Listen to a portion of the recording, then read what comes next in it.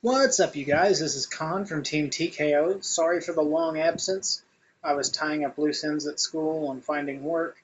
Now I have finally found the happy medium between the two. I can upload a lot more. I know you guys have heard that a lot from me, and I do apologize. I will be putting up a lot more content. Content I will be putting up here really soon is another episode just like this, which is a complete guide. It's a new segment. I want to do at least one a week.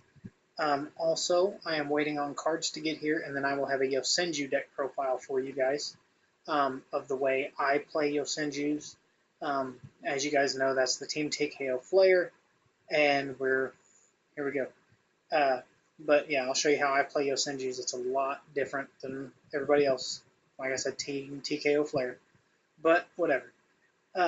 Anyway, for this complete guide, what I'm going to do is I'm going to break down an archetype completely, tell you its strengths, its weaknesses. So that way, if you're looking to build the deck, this kind of helps you identify how to play it, some tech card choices you might want to use.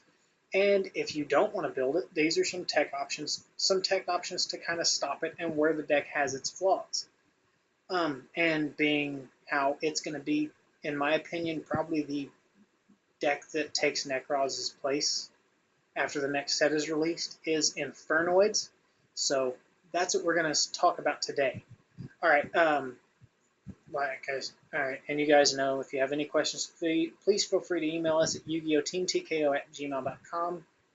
And please don't forget to rate, comment, and subscribe. But anyway, jumping into Infernoids, they're a control deck, an anti-meta style, which the format we're going to a anti-meta format. You're going to have, I mean, let's be honest, we have Infernoids that are coming out, and the reason I think they'll wait another set to be top dog is because their tuner gets released, and the tuner is just amazing. But we're sitting on cards like Lose a Turn, just got released. That's a big anti-meta card right now. And I seriously think that the format will be Infernoid. The meta will be, after the next set, will be Infernoid, Ritual Beast, Yosenju, and possibly Cleaforts, because those have the best chances of fitting in the anti-meta style. And of those, Ritual Beast being the only meta deck. But anyway, okay, about Infernoids. The level 4 and lowers, they offer a lot of field control. And now needs to be noted that this whole deck special summons, except for the tuner, is going to be the first one that can actually be normal summoned. The deck cannot normal summon. For level 4 and lowers, they banish one monster from their hand or graveyard or field. I think, or no, just the hand or the graveyard to special it. And level 4 and under offer field control. That's what they do. Also, all Infernoids can tribute a card on field to banish a card out of your graveyard. That gives them all the good control.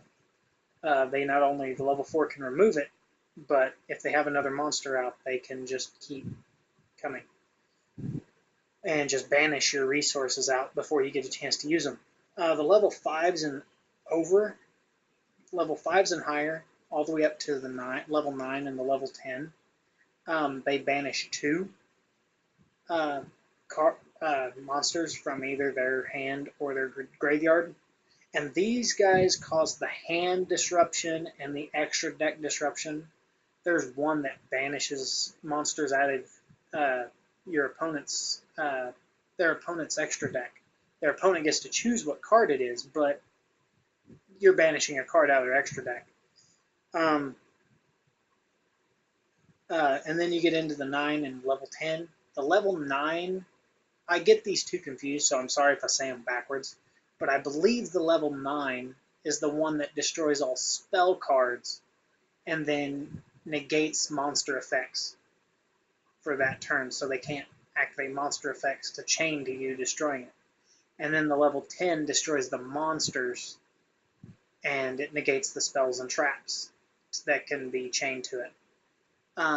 For that turn, your opponent can't activate spells or traps. I could have that backwards, but I do know that is the effect for the 9 and 10. I just don't remember which monster it is has it. Also, they use the void spell and trap cards for easy recyclability and for extreme control. I said the deck has so much advantage. And the tuner, I don't know his name yet, but I know he's a tuner. The tuner and void banishment are the cards that are going to put this thing at the top spot in the meta. They're going to knock out Necroz pretty easy. And the tuner, like I said, I don't know his level or his stats, but I do know that he can be normal summoned. He's the only Infernoid that can be. And what he does is you can banish or send a Infernoid card monster from your hand or your deck to the graveyard. He copies that monster's name and effect as long as he's up on the field. So now they can discard or send out their level 9 Infernoid monster and get that effect off. They can send a level 8 and get that effect off as a normal summon. They're going to use him to get around stuff like lose one turn and Vanity's Emptiness, that people are going to side in against these guys. Those two, the tuner is really what's going to break the deck. It really is, and it comes out in the next set. The deck's strengths, it has great control capabilities. Like I said, they control the field. They can destroy monster cards, spell cards, just by banishing a monster from their graveyard, or just with their normal effect. And then they can tribute a monster to banish it out of your graveyard, so you can't get it back. It's just crazy. And their monsters are all very strong because they can all be special summoned. They all have 0 attack or 0 defense. They have one or the other. But I know, like the level 7s and 8s, those guys get upwards of 2,800 attack. And just to easily be able to special summon them is pretty broken in and of itself. The weaknesses to it are floodgates, big time. Like I said, Vanity's Emptiness, lose one turn, hurts these guys pretty bad. If you can get the Macrocosmos, because they do mill, or can mill with reasoning, and it's said that right now, if you play Infernoid and you top deck reasoning, you pretty much win. If you can hit macro so that they don't get that stuff engraved and can use it, you can beat them, but you have to have it. Tech cards for thought, obviously reasoning, everybody is wanting to run. Rekindling, because of the 0 defense on the bigger monsters, they can just special summon their big guys. I think they can do that. The cards might have the effect of cannot be special summoned otherwise. I think they do.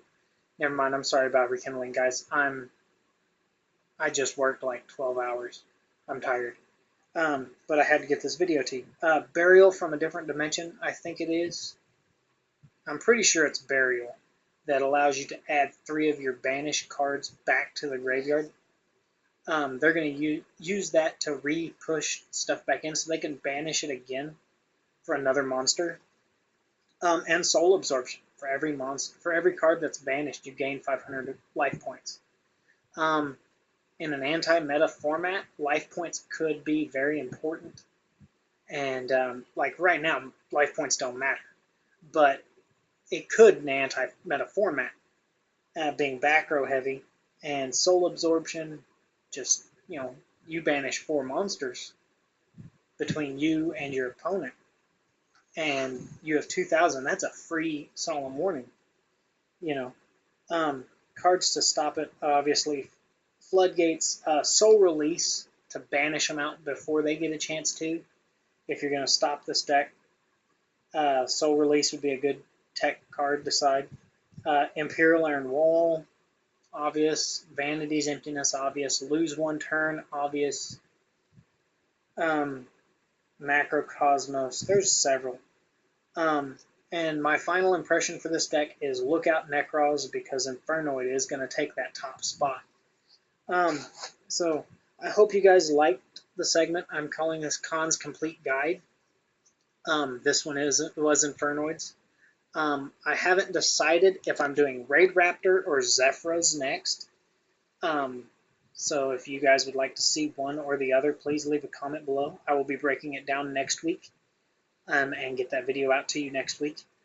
I hope to have the deck profile done and up this weekend sometime. The cards should be here any day.